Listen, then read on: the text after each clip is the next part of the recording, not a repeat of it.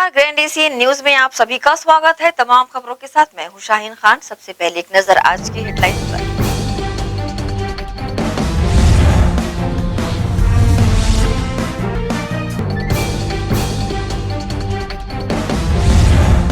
शिवनाथ नदी तट पर हुआ स्वर्गीय मोतीलाल वोरा का अंतिम संस्कार।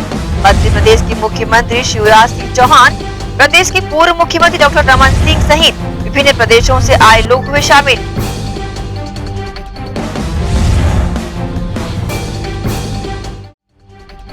जामुल थाना पुलिस ने छावनी चौक में ऑटो पे लदे पीडीएस के चावल को पकड़ा। खाद्य विभाग को किया गया सूचित।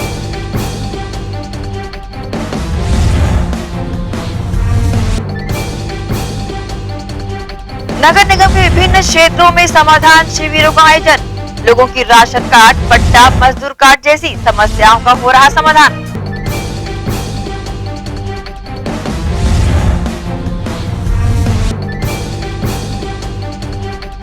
अब खबरें विस्तार से।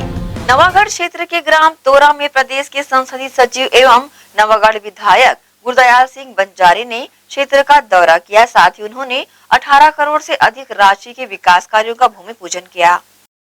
प्रदेश के संसदीय सचिव एवं नवागढ़ विधायक गुरदयाल सिंह बंजारे नवागढ़ क्षेत्र के दौरे पर रहे। यहाँ उन्होंने ग्राम तोरा में 18 करोड़ से अधिक के विकास कार्यों का भूमि पूजन भी किया। प्रदेश के संसदीय सचिव एवं गुरदयाल सिंह बंजारे क्षेत्र के ग्राम तोरा में 18 लाख से अधिक की लागत से बनने वाले नहर के आरडी रिमोल्डिंग एवं नहर लाइनिंग कार्य का भूमि पूजन किया, जिसके तहत क्षेत्र के 22 गांव के किसान इस नगर लाइन योजना से लाभान्वित हो सकेंगे, जहां सिंचाई कार्य पूरा हो सकेगा। कार्यक्रम के दौरान संसदीय सचिव गुरदयाल सिंह बंजारे ने कहा कि क्षेत्र की जनता विगत 15 वर्षों से सिंचाई परियोजनाओं के लिए तरसती नजर आ रही थी और यहाँ बूंद बूंद पानी को मोहताज भी थे, जिसके मद्देनजर प्रदेश के मुखिया भूपेश बघेल ने क्षेत्र को सिंचाई परियोजनाओं के तहत सौगात दी है और नहर नाले के लिए करोड़ों रुपए की राशि स्वीकृत की है। आज का कार्यक्रम हमारे ग्राम पंचायत तोरा के वासियों के हिसाब से था। यहाँ सिंचाई विभाग द्वारा 19 करोड़ के भूमि पूजन का कार्यक्रम रखा गया था, जिसी का भूमि पूजन का कार्यक्रम था। हमारा परिकल्पना ये है कि पूरा क्षेत्र सिंचित है और किसान भाई अधिक से अधिक संख्या में लाभान्वित हैं। इस गांव के किसान लाभान्वित होंगे। लगभग 19 करोड़ का प्रोजेक्ट है और आने वाले समय में इससे भी बड़े बड़े प्रोजेक्ट अभी आने हैं। भूमि पूजन के कार्यक्रम के दौरान रंगारंग कार्यक्रम में आयोजित किए गए। इस दौरान बड़ी संख्या में ग्रामीण शामिल रहे। ग्रैंड एशियन न्यूज के लिए बेमेतरा से लाला सिंह ठाकुर की रिपोर्ट। वरिष्ठ कांग्रेसी नेता धर्मेंद्र यादव ने स्वर्गीय मोतीलाल वोरा के निधन को अपूरणीय क्षति बताया है। उन्होंने स्वर्गीय वोरा से जुड़ी यादों को साझा करते हुए कहा कि स्वर्गीय वोरा का आशीर्वाद विगत कई सालों से उन्हें मिलता रहा है। वे उनके मार्गदर्शक रहे हैं। वे अपने पूरे परिवार की ओर से उन्हें श्रद्धांजलि अर्पित करते हैं।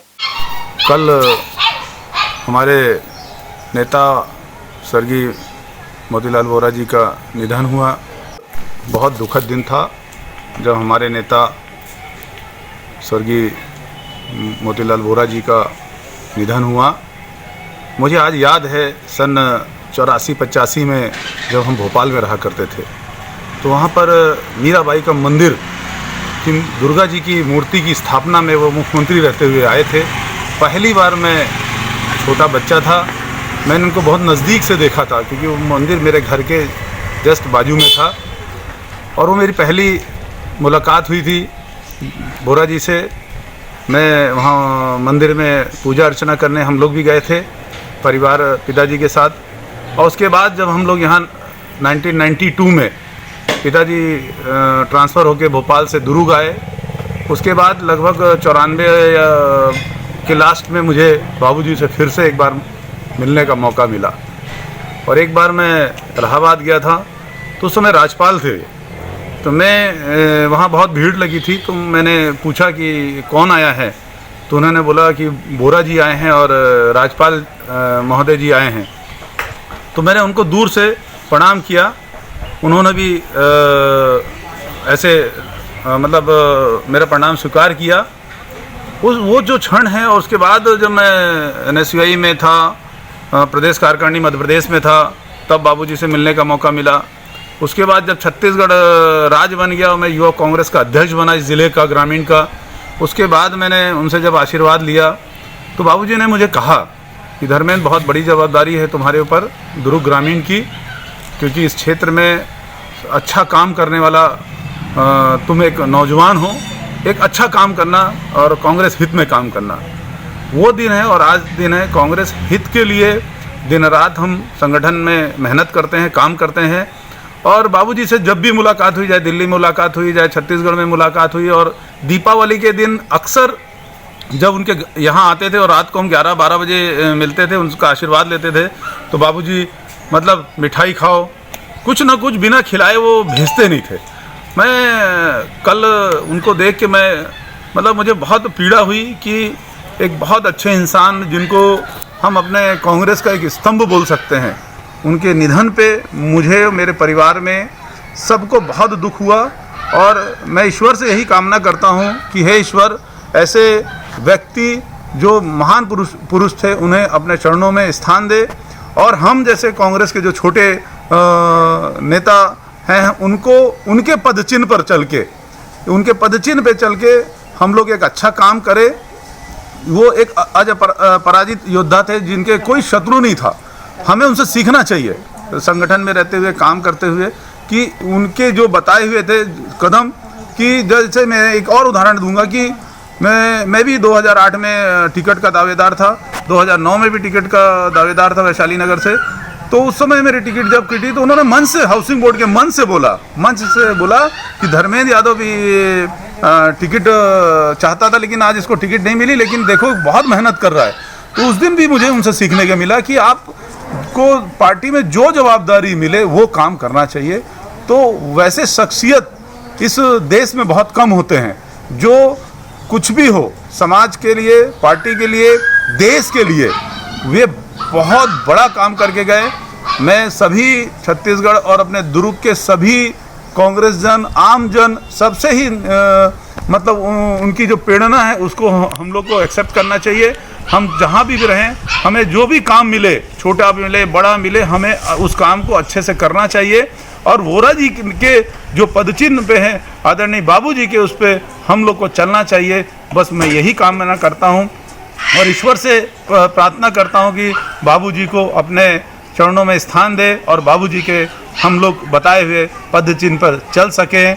बस मेरे और मेरे परिवार की तरफ से यही हम श्रद्धांजलि अर्पित करते हैं। कांग्रेस के वरिष्ठ नेता स्वर्गीय मोतीलाल वोरा के निधन से कांग्रेस जनों में गहन शोक व्याप्त है। स्वर्गीय वोरा को श्रद्धांजलि देते हुए एल्डरमैन अरविंद राय ने कहा कि श्री वोरा ने सभी कार्यकर्ताओं का समान रूप से ध्यान दिया है, सभी बड़े पदों को उन्होंने सुशोभित किया।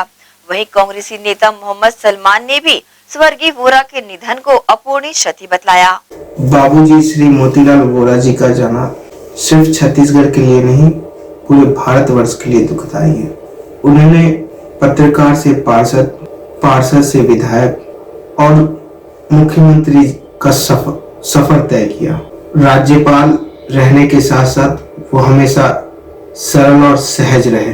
अपने अंतिम 20 वर्ष उन्होंने कांग्रेस को कोषाध्यक्ष के रूप में प्रदान किया और उनका जाना हम सभी कांग्रेस परिवार के लिए अत्यंत दुखदाई है। ईश्वर हम सभी कांग्रेस जनों को और पूरे भारत को इस दुख की घड़ी को सहने की शक्ति प्रदान करे। हमारे बहुत ही वरिष्ठ कांग्रेस के सच्चे सिपाही और इस छत्तीसगढ़ की राजनीति नहीं कहना चाहूँगा, भारतवर्ष की राजनीति के भीष्म पितामह कहे जाते थे हमारे माननीय मोतीलाल वोरा जी। वो 2 बार मध्य प्रदेश, अविभाजित मध्य प्रदेश के मुख्यमंत्री रहे, राज्यपाल रहे, विधायक रहे और सांसद भी रहे, राज्यसभा सांसद भी रहे, लोकसभा सांसद भी रहे। वो एक महान हस्ती थे, उनकी भरपाई कोई नहीं कर सकता। ये हमारे कांग्रेस परिवार के लिए बहुत ही दुख का समय है और मैं इस दुख के समय में उनकी कही गई बातें याद करता हूँ कि वो कहते थे कि जीवन में कभी हारना नहीं है। वो पार्षद पद से लेके मुख्यमंत्री पद तक का जो उन्होंने सफ़र तय किया, हम जैसे युवाओं को उनका यह जीवन प्रेरणा देता है कि छोटे से पद से मुख्यमंत्री पद को उन्होंने तय किया। साथ ही साथ केंद्र की राजनीति में वो कांग्रेस की तरफ से बहुत ही अहम भूमिका निभाते थे। उनकी कमी कोई पूरी नहीं कर सकता और मैं उनके परिवार के लिए शोक व्यक्त करता हूँ। उनके परिवार के साथ हम उनके साथ हैं और उनका आशीर्वाद हम पर सदा बना रहे। नव आंखों से प्रदेशवासियों ने शिवनाथ नदी स्थित मुक्तिधाम में दिवंगत वोरा जी को अंतिम विदाई पुष्प चक्र अर्पित कर दी। अविभाजित मध्य प्रदेश के पूर्व मुख्यमंत्री मोतीलाल वोरा जी को पूरे राजकीय सम्मान के साथ उनके गृह नगर दुर्ग के शिवनाथ नदी के महमरा घाट स्थित मुक्तिधाम में अंतिम विदाई दी गई। उनके पार्थिव शरीर को सुबह नई दिल्ली से रायपुर लाया गया था, जहां राजीव भवन में श्रद्धांजलि दी गई। प्रदेश के मुख्यमंत्री भूपेश बघेल ने श्री वोरा के पार्थिव देह को कांधा देकर दुर्ग के लिए रवाना किया। दुर्ग के पद्मनापुर स्थित निवास में अंतिम दर्शन के उपरांत उनकी अंतिम यात्रा में बड़ी संख्या में उनके प्रशंसक और चाहने वाले शामिल रहे। राज्यपाल अनुसुईया उइके, मुख्यमंत्री भूपेश बघेल, मध्य प्रदेश के मुख्यमंत्री शिवराज सिंह चौहान, कांग्रेस वर्किंग कमेटी से उत्तराखंड के पूर्व मुख्यमंत्री हरीश रावत व पूर्व केंद्रीय मंत्री मुकुल वासनिक मुख्य रूप से उपस्थित होकर सोनिया गांधी व राहुल गांधी की ओर से पुष्प चक्र अर्पित कर श्रद्धांजलि देते नजर आए। वह दुर्ग सांसद विजय बघेल व राज्यसभा सांसद सरोज पांडे ने भी निवास स्थल पहुंचकर श्रद्धा सुमन अर्पित किया। मुक्तिधाम में देर शाम तक बड़ी संख्या में मुख्यमंत्री भूपेश बघेल, पूर्व मंत्री डॉक्टर रमन सिंह, बृजमोहन अग्रवाल, गृह मंत्री ताम्रध्वज साहू, मंत्री रविंद्र चौबे, परिवहन मंत्री मोहम्मद अकबर, मंत्री कवासी लखमा, कांग्रेस के प्रदेश अध्यक्ष मोहन मरकाम, मंत्री गुरुरुद्र कुमार, मंत्री डॉक्टर प्रेम साय सिंह, मंत्री अमरजीत भगत, पूर्व मंत्री विष्णुदेव साय, पूर्व मंत्री प्रेम प्रकाश पांडे सहित अन्य वरिष्ठ नेताओं ने भी शोक सभा में स्वर्गीय वोरा के व्यक्तित्व को याद कर नमन किया। इसके साथ ही गार्ड ऑफ ऑनर के साथ पार्थिव देह को श्री वोरा के बड़े पुत्र अरविंद वोरा ने मुखाग्नि दी। इस अवसर पर अपनी संवेदनाएं सभी ने व्यक्त की और शादी श्रद्धा सुमन अर्पित किया। मध्य प्रदेश की 7.5 करोड़ जनता की ओर से मध्य प्रदेश के पूर्व मुख्यमंत्री, एक नहीं 2 बार मध्य प्रदेश के मुख्यमंत्री रहे, श्रद्धेय मोतीलाल वोरा जी के चरणों में श्रद्धा के सुमन अर्पित करने आया था। वो मध्य प्रदेश के ऐसे नेता थे जो अजात शत्रु थे, सब उनसे प्यार करते थे, वो सबसे प्यार करते थे। अविभाजित मध्य प्रदेश की नेतृत्व की एक पूरी पीढ़ी चली गई। वोरा जी स्वतंत्रता संग्राम सेनानी थे, कांग्रेस के कर्मठ नेता थे, कार्यकर्ता थे, सबसे स्नेह, सबसे प्यार, कोई उनका विरोधी नहीं था। सहज, सरल और मुख्यमंत्री के रूप में वो आम आदमी के मुख्यमंत्री थे। अगर कोई विरोधी भी गया तो कभी वोरा जी ने जो हो सकती थी ऐसी चीज के लिए इनकार नहीं किया। मुझे याद है स्वर्गीय सुंदरलाल पटवा जी के क्षेत्र में ओले गिरे थे, तब वोरा जी मुख्यमंत्री थे मध्य प्रदेश की, तो पटवा जी के साथ वो फसलों का निरीक्षण करने उनके क्षेत्र में चले गए। उनके मुख्यमंत्री रहते समय मैं युवा मोर्चे का नेता होता था, कई आंदोलन हमने किए, लेकिन जब भी किसी इशू को उठाया वोरा जी स्नेह से बुलाते थे और समाधान करने का प्रयास करते थे। मुख्यमंत्री के रूप में, केंद्रीय मंत्री के रूप में, राज्यपाल के रूप में उन्होंने अपने हर संवैधानिक कर्तव्य का निर्वहन पूरी मेहनत, पूरी ईमानदारी से किया। उनके जाने से एक पीढ़ी चली गई। केवल कांग्रेस ने अपना नेता नहीं खोया, छत्तीसगढ़ ने अपना नेता नहीं खोया, देश ने कर्मठ राजनेता और समाज सेवी को खोया है। मैं उनके चरणों में श्रद्धा के सुमन अर्पित करता हूं। विभाजित मध्य प्रदेश के मुख्यमंत्री रहे, प्रदेश कांग्रेस कमेटी के अध्यक्ष रहे, राज्यपाल रहे, यूपी के केंद्रीय मंत्री रहे, बहुत बड़े बड़े पदों पर काम किया। ऑल इंडिया कांग्रेस कमेटी में कोषाध्यक्ष, जनरल सेक्रेटरी से लेके मैं तो उनकी उंगली पकड़कर राजनीति के क्षेत्र में आगे बढ़ा हूं। उनके छोटे से कार्यकर्ता के रूप में बहुत गहराई से उनसे जुड़ा हुआ हूं। मुझे बड़ी पीड़ा हुई है इस समाचार को सुन करके, मैं व्यक्त नहीं कर पाता उनके लिए। मैं उनको प्रणाम करता हूं। जहां भी उनकी आत्मा हो अपनी ओर से श्रद्धांजलि अर्पित करता हूं और भगवान उनकी आत्मा को सद्गति प्रदान करे, यही निवेदन भगवान से करता हूं। अविभाजित मध्य प्रदेश के मुख्यमंत्री रहे और उन्होंने दुर्ग को पूरे राष्ट्रीय स्तर पर एक पहचान दिलाई। अगर लोग आज दुर्ग को पहचानते हैं तो मोतीलाल वोरा जी के व्यक्तित्व के कारण भी पहचानते हैं। ये हम सबके लिए एक गौरव का भी विषय है। उनका असामयिक निधन हम सभी लोगों के लिए स्तब्ध कर देने वाली घटना है। हम अपूरणीय क्षति इसे मानते हैं और छत्तीसगढ़ के लिए विशेष तौर पर ये क्षति बहुत बड़ी है, जिसकी पूर्ति हो पाना संभव नहीं है।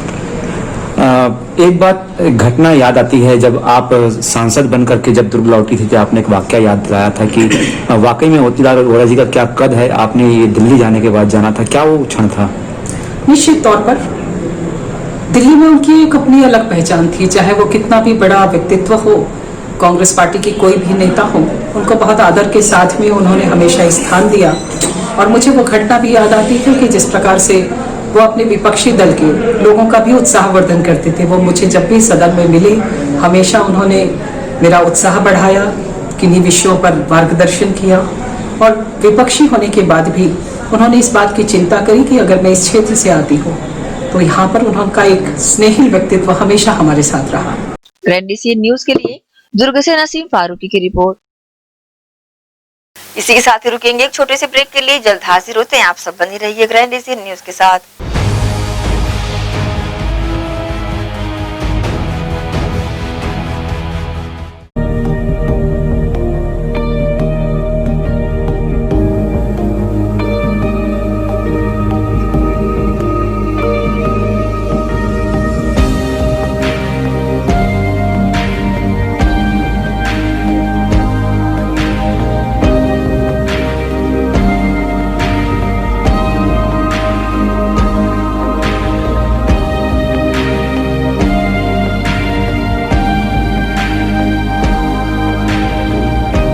फसल में सभी पोषक तत्वों की आवश्यकता है। सल्फर संतुलित खाद व्यवस्थापन के लिए आवश्यक है। पौधे की प्रतिरोधक क्षमता बढ़ाता है, उपज की मात्रा और गुणवत्ता बढ़ाता है कोसामिल गोल्ड। मिर्ची, प्याज, लहसुन और अदरक का तीखापन बढ़ाता है। सल्फर खाद यानी सुमिल का कोसामिल गोल्ड। मेरी फसल की उपज कम क्यों हो रही है? इसका मुख्य कारण है असंतुलित पोषक तत्व और क्षार। इसका उपाय है फर्टिस। फर्टिस 90% WDG सल्फर खाद है। रीप मार्क वाला फर्टिस इस्तेमाल करो और उपज बढ़ाओ। मिट्टी की जरूरत फर्टिस।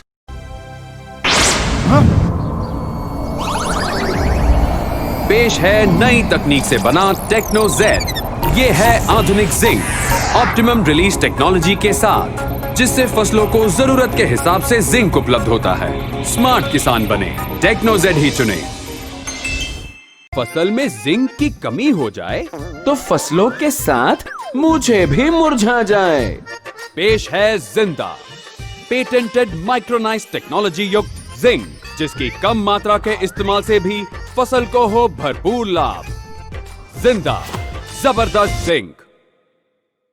शुभ अवसर का मंगल मुहूर्त, शुद्ध आभूषणों की खरीदी के लिए पधारें सहेली ज्वेलर्स। शुभ मुहूर्त का अवसर लाए जीवन में खुशियों की बहार। 7,500 की खरीदी पर जीतिए लाखों के उपहार। बम्पर ड्रॉ 26 जनवरी 2021 रविवार।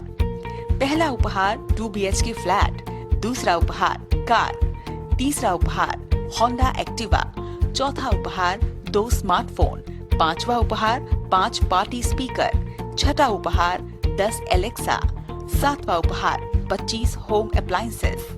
हमारी शाखाएं Gandhi Chowk Durg, civic centre Bhilai, Shri Shivam mall, Bazaar Chowk Utai Durg, main road Gunderdehi, BSP market Risali, Sirsa road Kohka. शुद्ध आभूषणों की खरीदी के लिए पधारें Saheli jewellers.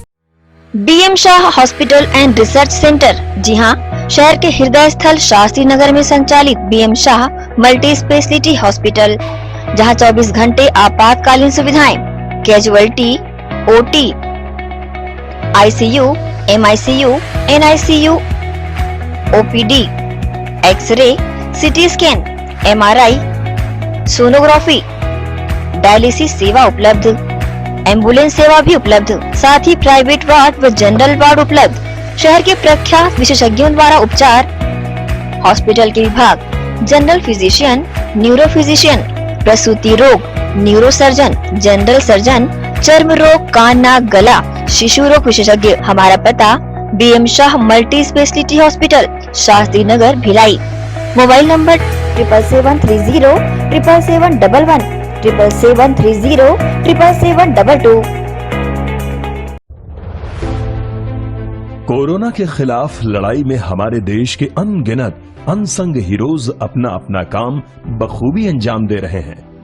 Doctors, nurses, police विभाग, सफाई कर्मचारी, नगर निगम कर्मचारी, बैंक कर्मचारी, ये सब तो हमारी नजर के सामने हैं, लेकिन कुछ हीरोज ऐसे भी हैं जिनका ख्याल भी हमारे दिमाग में नहीं है। वो है हमारे केबल हीरोज। कोरोना से फाइट करने के लिए आप सब अपने घरों में हैं और आपका और आपके परिवार का मनोरंजन कर रहा है टीवी, इंटरनेट। क्या आप जानते हैं कि आपके घर में टीवी बराबर चलता रहे, आपका पसंदीदा चैनल आप तक लगातार पहुंचता रहे और इंटरनेट में कोई रुकावट ना आए? उसके लिए हजारों केबल ऑपरेटर्स और केबल वर्कर्स 24/7 आपके मनोरंजन के लिए काम कर रहे हैं। सभी केबल कर्मचारियों को सलाम और शत शत नमन।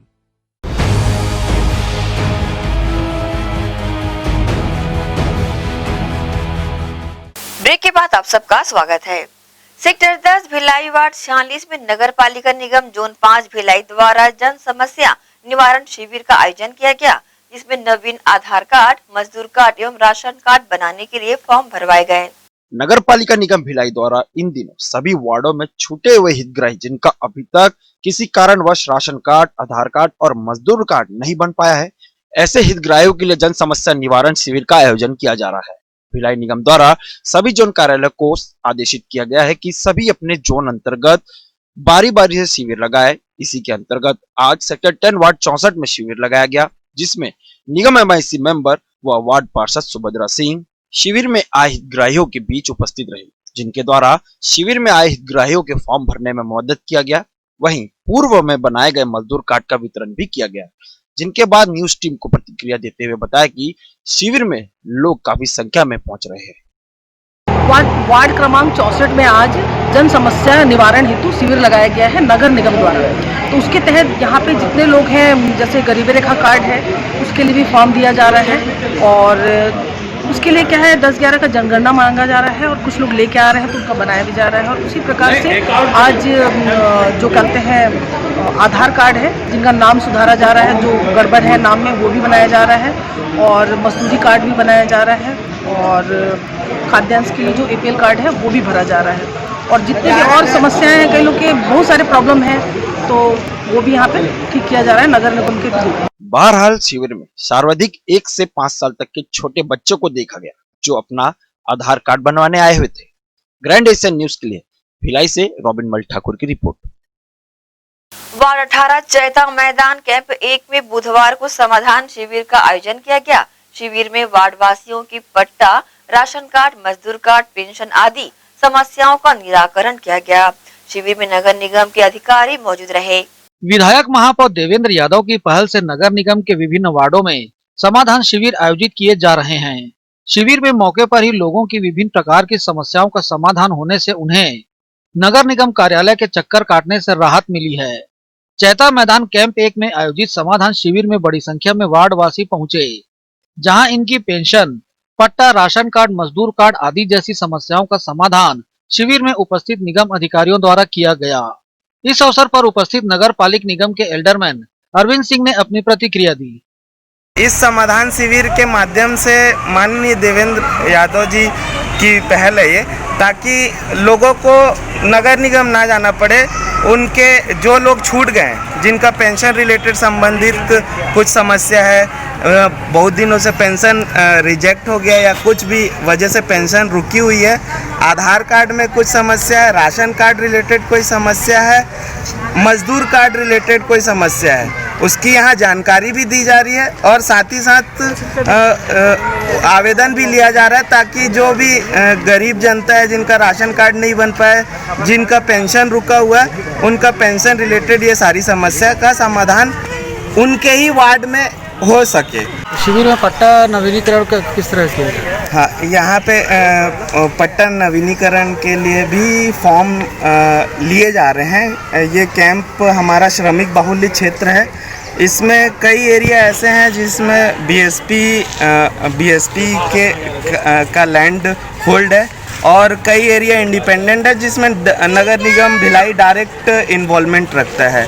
तो जहाँ डायरेक्ट इन्वॉल्वमेंट रखता है वहाँ पे नगर निगम भिलाई द्वारा अगर किसी का पट्टा नवीनीकरण का कुछ छूट गया है तो उसके लिए भी आवेदन, अदरवाइज़ उनको रिलेटेड थिंग्स के लिए उनको समस्या का समाधान कैसे हो सकता है उसकी जानकारी दे दी जा रही है। बहरहाल शिविर का लाभ बड़ी संख्या में लोगों ने उठाया। साथ ही इसके आयोजन के लिए महापौर देवेंद्र यादव का आभार भी जताया। ग्रैंड एशियन न्यूज के लिए कैमरामैन पुलक निषाद के साथ संजय दुबे। जामुल थाना पुलिस ने छावनी चौक में पीडीएस चावल से लदे एक सवारी ऑटो को जब्त किया है। इस मामले में 2 लोगों को गिरफ्तार किया गया है। जांच के लिए खाद्य विभाग को सूचित कर दिया गया है। पुलिस की तमाम कोशिशों के बावजूद पीडीएस चावल की कालाबाजारी थमने का नाम नहीं ले रही है। ताजा मामले में जामुल थाना पुलिस ने मुखबिर की सूचना पर छावनी चौक में पीडीएस चावल से लदे एक ऑटो को जब्त किया है। घटना स्थल पर चावल से संबंधित किसी प्रकार का दस्तावेज प्रस्तुत नहीं किए जाने से पुलिस द्वारा ऑटो सहित 2 लोगों को थाने लाया गया, जिनके नाम संजय साव और वीरेंद्र सिंह बताए गए हैं। पूरे मामले की जानकारी जामुल थाना के प्रधान आरक्षक डी सुमन ने दी। आज मुखबिर की सूचना पर दिनांक 23/12/2020 को छावनी चौक के आगे 18 बोरी ऑटो क्रमांक CG07BT 9490 में चावल रखने की संदेह में पहुंचे और जाकर ड्राइवर वीरेंद्र कुमार साहू के कब्जे से 18 बोरी चावल को जब्त किया। ये छावनी चौक से आ रहे थे, अपना तिरंगा चौक से आ रहे थे और छावनी चौक कैंप ले जा रहे थे। ये कार्रवाई अपन अग्रिम कार्रवाई के लिए माइनिंग अपना खाद्य विभाग भेजा जा रहा है, क्योंकि मामला खाद्य विभाग का है, इसके कारण से खाद्य विभाग को भेजा जा रहा है। चावल पीडीएस का चावल का अभी से पूछताछ किया जा रहा है।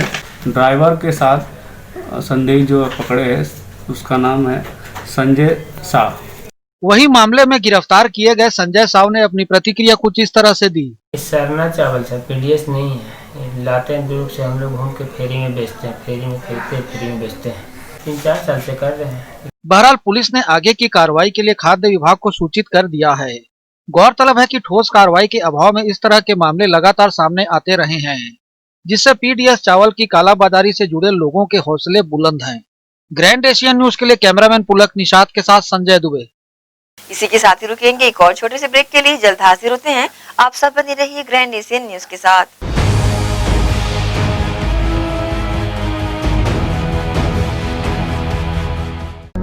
9 to 11 महफिल रेस्टोरेंट। जी हाँ, दुर्ग शहर के हृदय स्थल स्टेशन रोड पोलसायपारा चौक स्थित, जहां आप पाएंगे fully AC hall, AC cabin, family hall, meeting व पार्टी के लिए रीजनेबल रेट में पार्टी हॉल, स्वादिष्ट लजीज व्यंजनों की भरमार, चिकन बिरयानी, मटन बिरयानी, कोफ्ता, कबाब, इसके साथ ही वेज व नॉन वेज डिशेज उपलब्ध हैं व वेज थाली, चाइनीज फूड भी उपलब्ध, लॉजिंग व्यवस्था भी उपलब्ध एंड पार्सल फैसिलिटी भी उपलब्ध। सर्व सुविधा युक्त 9 to 11 महफिल रेस्टोरेंट।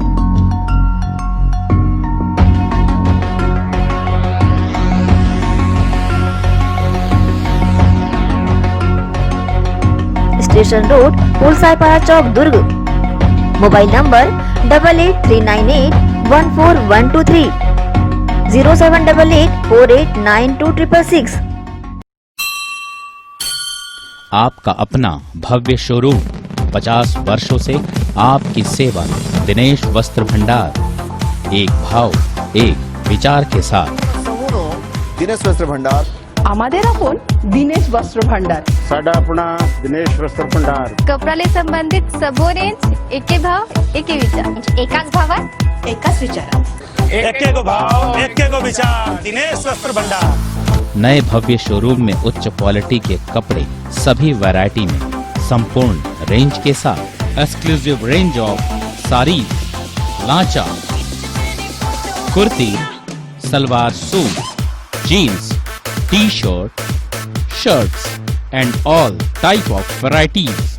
आप पाएंगे सभी प्रांतों के वैवाहिक कलेक्शन पसंद के कपड़ों के साथ exclusive range of bed cover, sofa cover, pillow cover, mattress, cotton cloth और शूटिंग एंड शर्टिंग। जिंदगी में आने से लेकर जाने तक का सारा सामान एक ही छत के नीचे। दिनेश वस्त्र भंडार, Jawahar market, power house, Bhilai. Herpes, HIV AIDS और हेपेटाइटिस ये वायरस जन्य रोग है। ये ज्यादातर रक्त धारा में मौजूद होता है, जिसमें एक तंतु अनुवांशिक अणु होता है। हर्पिस मुख्यतः 3 प्रकार के होते हैं: herpes simplex, herpes genitalis, herpes zoster. Herpes simplex और हर्पिस जेंटिलियस ये स्त्री और पुरुषों के गुप्तांगों में होता है। ये पुरुष के गुप्तांगों में दाने, छाले, जलन, लाल होना, खुजली के रूप में, इंद्रियों को ढकने वाली चमड़ी का क्रेक होना, हटना, लगातार बुखार, मुंह में छाले होना, शरीर कमजोर होना के रूप में होता है। हर्पिस जोस्टर शरीर में पानी भरे फफोले की तरह जो दर्द, जलन, चमचमाहट, खिंचाव के साथ उभरते हैं। इससे शरीर का कोई भी अंग निष्क्रिय हो सकता है। कोई भी एंटीबायोटिक गोली या मलहम इस रोग को दबा देता है, जिससे इस रोग के समाप्त होने का एहसास होता है, परंतु वो सिर्फ धोखा है। इस बीमारी का इलाज वायरो रिसर्च एवं स्किन केयर क्लिनिक द्वारा तैयार किए गए विशेष आयुर्वेदिक रस रसायन द्वारा संभव है। संपर्क करें doctor HC Agarwal, doctor VK Agarwal, viro research एवं skin care clinic, Swaroop talkies के सामने, स्टेशन रोड, दुर्ग। भिलाई के प्रमुख स्थल पावर हाउस में स्थित होटल शिव प्रभा इन एवं town king the family restaurant नवीन साज सज्जा एवं आधुनिक सुविधाओं से लैस। हमारी विशेषताएं: economic suite, executive suite, premium suite and presidential suite. Town king the family restaurant, लाजवाब स्वाद से भरपूर नाश्ते एवं भोजन की उत्तम व्यवस्था। Banquet hall, party hall, conference hall, free Wi-Fi internet, new elevator, travel assistance, safe deposit vault and godown, special tariff plan for corporate, marriage and other functions. Online booking facilities available. Sweet home away from home. Power House railway station व bus stand से मात्र 500 metre पर स्थित hotel Shiv Prabha inn and town king the family restaurant, 46 T market, अपना KC laws के बाजू में। Power house Bhilai. Contact 9892215251 और 8966981590।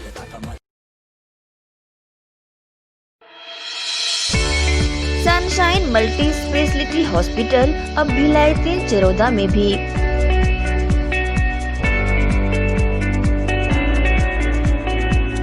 हॉस्पिटल में उपलब्ध सुविधाएं: 24 घंटे emergency ICU, NICU, PICU, ambulance सुविधा उपलब्ध। साथ ही OT, labour room, pathology, OPD, endoscopy, ब्रायोस्कोपी, एक्सरे, इको TMT, कैजुअलिटी। साथ ही सर्व सुविधा युक्त प्राइवेट वार्ड उपलब्ध है। जनरल वार्ड, सोनोग्राफी व वेंटिलेटर उपलब्ध। सनशाइन मल्टी स्पेशलिटी हॉस्पिटल, हमारा पता IDBI बैंक के सामने, north Vasundhara Nagar, Bhilai 3 Charoda. Phone number 7772988811, 7772988822।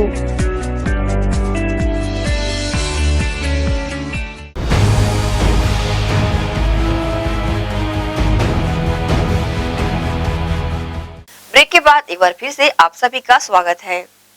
एक बार फिर शहर के प्रतिष्ठित BM शाह अस्पताल ने अपने बेहतर चिकित्सकों की टीम के साथ अपनी बेहतर चिकित्सकीय उपचार के लिए ख्याति बटोरा है, जिससे लोगों के हितों में इस अस्पताल के लिए और भरोसा बढ़ता जा रहा है। भिलाई शहर में अस्पताल तो अनेक हैं, लेकिन एक ऐसा अस्पताल जो कि अपने होनहार डॉक्टरों की टीम के जज्बे को सलाम करता है और इनकी वजह से आज भिलाई शहर का ही नहीं बल्कि प्रदेश का एक ख्याति प्राप्त अस्पताल भी बन चुका है। जी हाँ, हम बात कर रहे हैं BM शाह हॉस्पिटल की, जो कि भिलाई में स्थित है।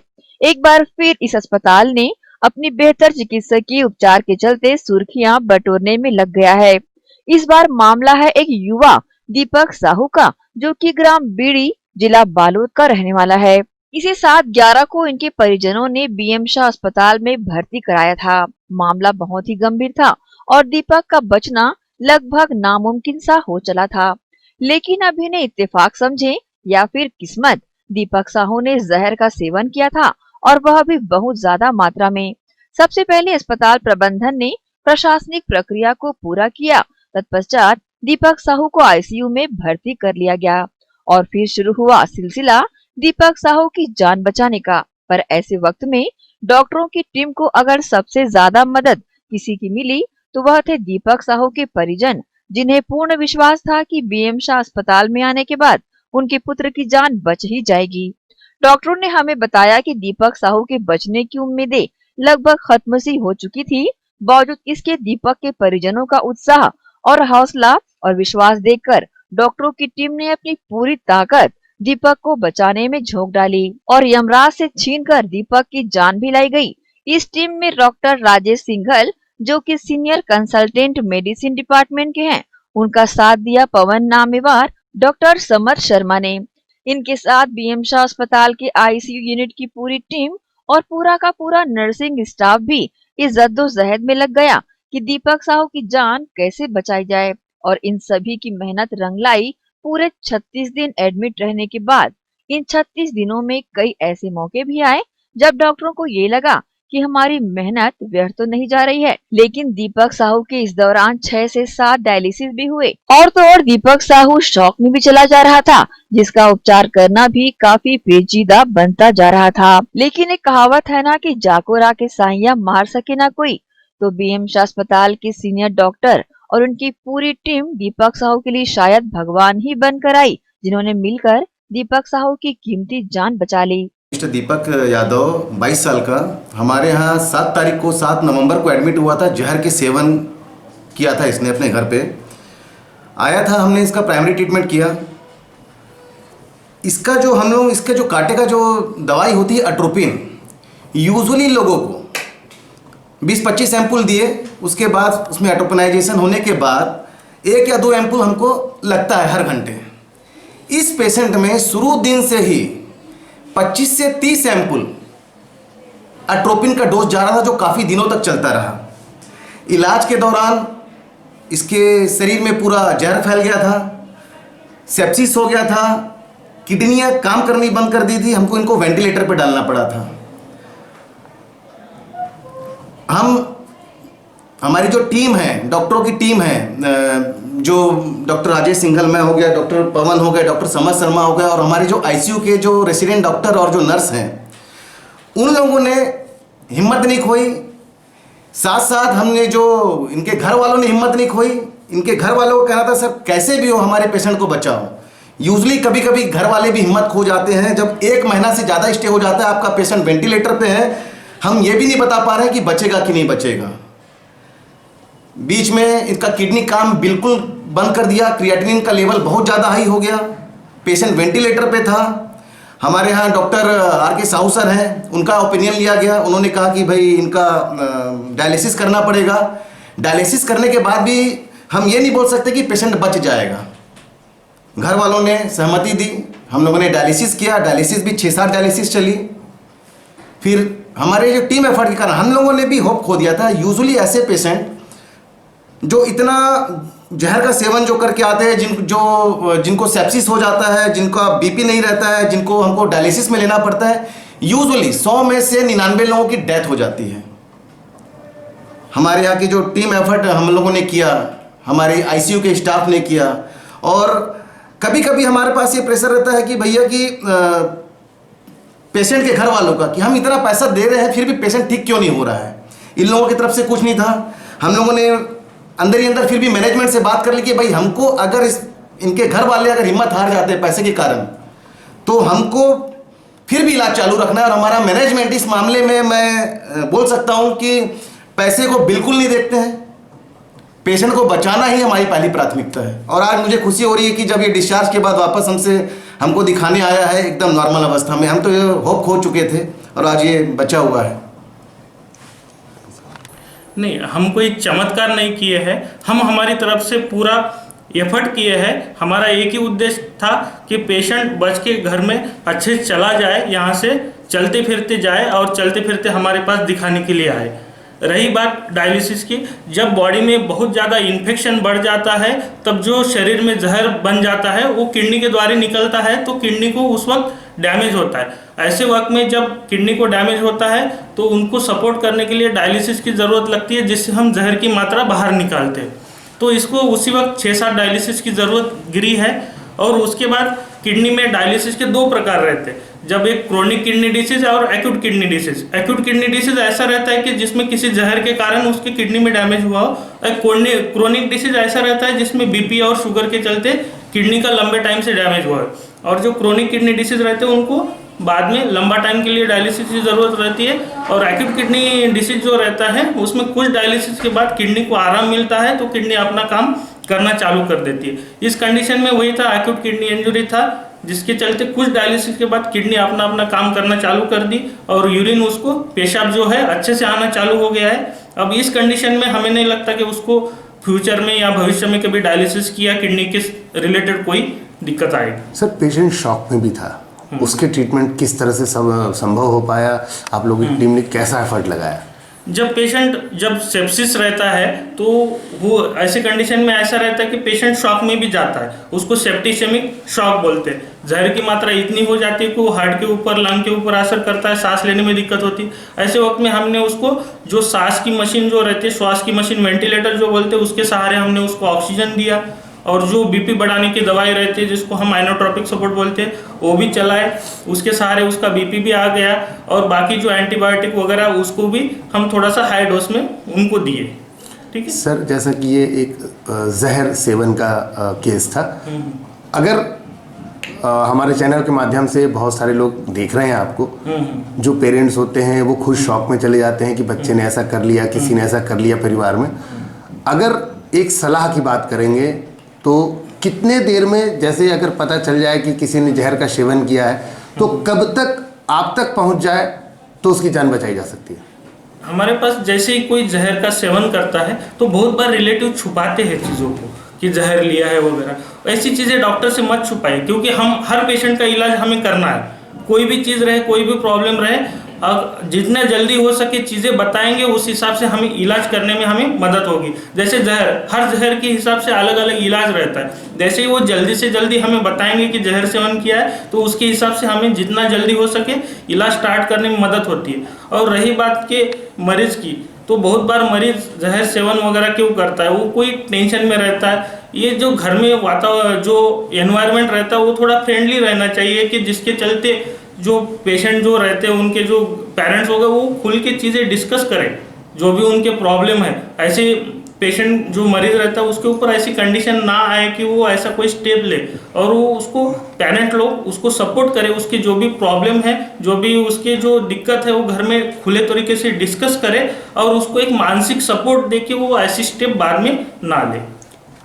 जहर का सेवन करने के बाद दीपक साहू होश में नहीं था, और जब उसकी आंखें खुली और खुद को स्वस्थ पाया तो खुद दीपक साहू ने और उनके पिता ने बीएम शाह के डॉक्टरों की टीम को दिल से धन्यवाद दिया। मेरा नाम दीपक कुमार यादव है, मैं ग्राम भेड़ी से हूँ और मैं जहर पी लिया था तो मेरे को होश नहीं था। तो यहाँ मैं एक दो महीने बाद मेरा होश आया, मतलब ऐसी। तो यहाँ के स्टाफ बीएम साहब ने हॉस्पिटल में था, तो यहाँ की टीम में डॉक्टर राजेश सर और पवन सर, समर सर, इन सब टीमों और नर्स मैम लोग, सब लोग मेरा ट्रीटमेंट किए। तो मैं अभी ठीक हूँ, मस्त तंदुरुस्त हूँ एकदम। नहीं सर, नहीं करूँगा सर ऐसा। क्या युवाओं को टेंशन तो सभी को होता है, ऐसा नहीं है कि किसी को टेंशन नहीं रहता। तो ऐसा चीज़ कभी गलत नहीं करना चाहिए, कदम नहीं उठाना चाहिए। बस अपना टेंशन है तो टेंशन को अपना सॉल्व करना चाहिए और हर एक दूसरे को बताना चाहिए, घर वाले को, सबको। बस यही जी। हाँ, मतलब वहाँ बालर में ले गए हैं, उसके बाद में फिर वहाँ से रिफ़र करी, तो फिर बोले कि नांदगांव ले जाओ, तो फिर नांदगांव नहीं ले जाना है, बीएम हाउस ले जाना। फिर डायरेक्ट यहीं लाए हम लोग। यहाँ लाने के बाद फिर डॉक्टर को दिखाए। अब उम्मीद तो करके आए थे, वो बताते थे काउंसलिंग में कि अभी थोड़ा टाइम लगेगा, टाइम में थोड़ा सा आ जाएगा ऐसे टाइप पे। अभी फिलहाल पे तो कुछ नहीं बता पाएंगे, ऐसे टाइप के बोलते थे। वो वहाँ गए थे, घर में गए थे, फिर खेत को बेच दिया और वो धान वान था उसको बेचा, ब्याज मिलाया पैसा। और हॉस्पिटल से क्या सपोर्ट मिला है? ऐसे दिया कुछ छूट छूट किए हैं? हाँ, लास्ट हम बताया कि तो वो फिर कम किया 20,000। अच्छा। और थोड़ा वो उसमें बेड से भी कम किया 40 का। वो टेस्ट था 40 टेस्ट। बेड से भी कम किया। ठीक ठीक ठीक है। तो क्या पूरा उपचार बहुत ही शिद्दत से किया गया, जिसकी वजह से दीपक साहू की जान बच पाई। परंतु इसमें हुए खर्चों की बात करें तो इसे सुनकर दीपक साहू के परिजन सोच में ही पड़ गए। परंतु यहाँ पर भी बीएम शाह हॉस्पिटल की टीम ने और उनके डायरेक्टरों ने मिलकर इस परिवार की काफी मदद की और लगभग छोटे छोटे खर्चों को काटने के बाद पूरे 80,000 रुपए के बिल इनके कम कर दिए गए, जिसके लिए भी दीपक साहू और उनका परिवार बीएम शाह अस्पताल का हृदय से आभारी हो गया। मरीज दीपक साहू के उपचार के दौरान उनके खर्चों की कटौती की जानकारी बीएम शाह अस्पताल के डायरेक्टर रुपेश अग्रवाल एवं असिस्टेंट डायरेक्टर अरुण मिश्रा ने न्यूज टीम को दी। 22 साल का लड़का एक बेड़ी ग्राम से आया था, दीपक करके, जहर सेवन किया था और उसके कारण उसकी सीरियस कंडीशन पे आया था। उसको आईसीयू में शिफ्ट किया गया। आईसीयू के बाद उसका ट्रीटमेंट चालू हुआ। कहीं भी रहे आईसीयू के थोड़ा सा चीज़ें जो रहती है दवाइयों और बाकी चीज़ों का थोड़ा खर्चीला ही रहता है। पेशेंट के जो घर वाले थे वो थोड़ा लास्ट पे बताया कि उनका कंडीशन ठीक नहीं है और मरीज वेंटिलेटर पे है। तो हम लोगों ने, हमारी मैनेजमेंट टीम ने फाइनेंशियल उनको सपोर्ट के लिए बता चुका था कि आप ट्रीटमेंट चलने दीजिए, जैसे हमारे डॉक्टर लोग टीम हमारी चला रही है और बाकी आपको उसका मदद किया जाएगा करके। सर लगभग कितना उनका कम हो पाया बिल, ये जानना चाहेंगे। पेशेंट हमारे पास करीबन 36 दिन आईसीयू में था, जिसका हम आईसीयू का बेड चार्ज हटा दिए थे। उनको पहले 12-15 दिन का शुरू का जो आइडिया नहीं था उसके बाद से हमने हटा दिया, जनरल वार्ड का चार्ज लगा दिया और केस में भी उनको 30-40 हज़ार का डिस्काउंट हो गया। मतलब उनका 80,000 के 1 लाख के बीच में उनको पेशेंट को फाइनेंशियल मदद की गई मैनेजमेंट की तरफ से। सर आज क्या कंडीशन है उस बच्चे की? पेशेंट आज रिव्यू चेकअप करने के लिए आया था मेडिसिन डिपार्टमेंट में और तब मैंने उसको देखा। देखने के बाद उसको मैं पहचाना नहीं किया, वही बच्चा जो वेंटिलेटर में था करके। सर आपका नाम और परिचय बताएं। Doctor Mishra, assistant director BM Shah hospital. Deepak Sahu 22 साल जिसकी उम्र थी, हमारे यहाँ जहर सेवन करके आया था। काफ़ी क्रिटिकल कंडीशन में था। जो हमारे सीनियर कंसल्टेंट हैं doctor Rajesh Singhal, doctor Pawan and doctor summer Sharma, इनकी पूरी टीम, ये पेशेंट बहुत ही सीरियस कंडीशन में था। करीब 1 महीने से ज़्यादा हमारे यहाँ आईसीयू में रहा, वेंटिलेटर पर था। और मैं अपनी टीम को इसके लिए बधाई देना चाहता हूँ कि ये पेशेंट 35 से 40 दिन हमारे यहाँ रहने के बाद ठीक होकर घर गया, जबकि इसकी कंडीशन बहुत ज़्यादा सीरियस थी। वेंटिलेटर में था, डायलिसिस भी करना पड़ा, किडनी में भी असर आ चुका था। लेकिन हमारी टीम आईसीयू की और तथा हमारे डॉक्टर हमेशा लगे रहे और मैं घर वालों के भी हिम्मत की दाद दूंगा जो आखिरी तक हमारे साथ लगे रहे, हम जिन्होंने हम पर भरोसा दिखाया और हमने मिलजुल कर इसको सफल किया, सर ठीक किया मरीज को। अनहोनी को होनी करना कौन नहीं चाहता, लेकिन इसे करने के लिए जो जज्बा और विश्वास चाहिए वो हमें देखने मिलता है बीएम शाह अस्पताल के डॉक्टरों में और यहाँ के प्रबंधकों में। और ये कोई पहला मामला नहीं है कि ऐसे चमत्कार इस अस्पताल में हुए हों। इसके पूर्व भी ऐसे कई मरीज जिन्हें बचाना बिल्कुल नामुमकिन सा था और पूरे शहर के अस्पतालों ने अपना मुंह ऐसे पेशेंटों से फेर लिया था। ऐसे मरीजों का उपचार इस अस्पताल में चुनौतीपूर्ण तरीके से किया गया और सफलता ने इस अस्पताल के डॉक्टरों की टीम के कदम चूमे। ग्रैंड एशियन न्यूज के लिए भिलाई से संतोष शर्मा की रिपोर्ट। भिलाई 3 चरोदा में लगे छोटे बड़े होर्डिंग्स को नगर निगम भिलाई चरोदा के तोड़ू दस्ते ने हटा दिया है। इस अवैध होर्डिंग्स के कारण कई बार विवाद की स्थिति बनी रहती थी। नेता एवं जनप्रतिनिधियों के कार्यकर्ताओं द्वारा फ्लैक्स और होर्डिंग्स के माध्यम से बधाई दिया जाता था। इस फ्लैक्स को बिजली के खंभे सहित 4 लेन पर बने डिवाइडर के बीच में भी लगा दिया जाता था, जिसके कारण कई बार दुर्घटनाएं भी हो चुकी है। नगर निगम प्रशासन ने इस सब को देखते हुए शहर को सुंदर बनाने अवैध रूप से लगे होर्डिंग्स को हटा दिया है। वार्ड क्रमांक 37 ग्राम सिरसा भाटा भिलाई 3 थाना क्षेत्र से एक नाबालिग बीते 9 दिसंबर से लापता है, जिसकी गुमशुदगी की सूचना परिजनों द्वारा थाने में दर्ज करा दी गई है। परिजनों को संदेह है कि नाबालिग को कोई अज्ञात व्यक्ति बहला फुसलाकर अपने साथ ले गया है, लापता के पिता नगरपालिका निगम भिलाई में सफाई कर्मचारी के बतौर काम करते हैं। उन्होंने बताया कि 9 दिसंबर को वे अपने कार्य पर चले गए थे। वापस आने पर नाबालिग घर पर नहीं था। आसपास और रिश्तेदारों के यहाँ खोजबीन करने पर पता नहीं चलने पर उनके द्वारा भिलाई 3 थाने में रिपोर्ट दर्ज कराई गई है। इसी के साथ ही लेंगे हम आपसे इजाजत, पर जाते जाते हमेशा की तरह एक बार फिर दर्शकों से अपील करना चाहेंगे कि कोरोना संक्रमण का दौर अभी भी जारी है। ज्यादातर घर पर रहें और सुरक्षित रहें। नमस्कार।